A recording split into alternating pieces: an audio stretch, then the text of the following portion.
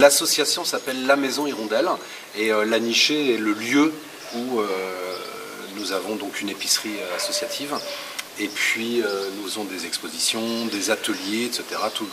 pendant toute l'année quand il n'y a pas de confinement. Voilà. C'est ça.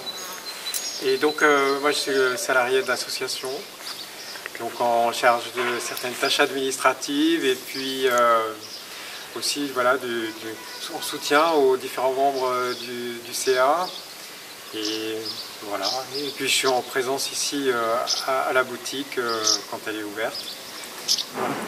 Laurent est le nouveau salarié depuis début février. Oui, début février.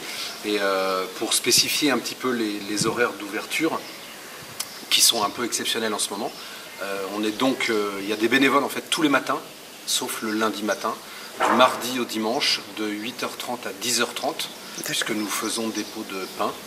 Donc on peut commander la veille du pain, des croissants, etc. Puisque d'habitude c'est Richard au 15, le café d'à côté, qui le fait.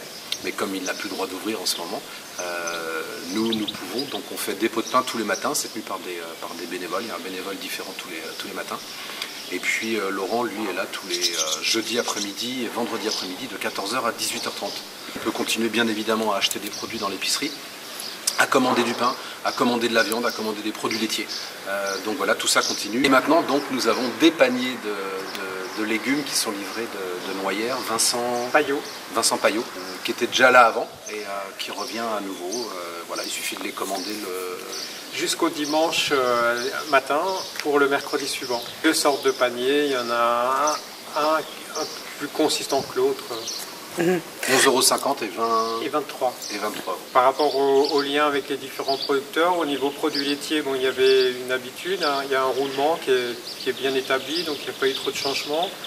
Pour la viande, c'était peut-être un petit peu plus compliqué. Pour les paniers, ça s'est mis en place à nouveau, suite essentiellement à la fermeture des restaurants, etc. Donc il a fallu trouver des débouchés supplémentaires.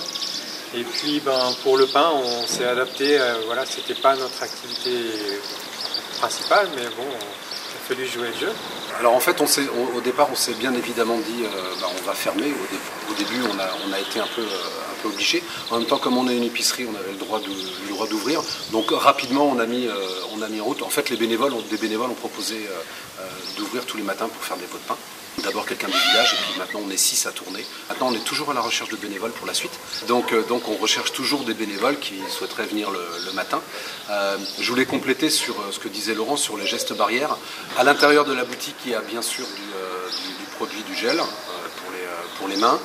Il y a une distance à respecter, il n'y a pas plus de 2 personnes à l'intérieur et nous avons tous des masques. Donc il n'y a aucun souci, les gens peuvent venir en toute sécurité, du reste ils sont là tous les matins. Et il y a le petit salon d'accueil dehors pour patienter lorsqu'il y a du monde dans la boutique.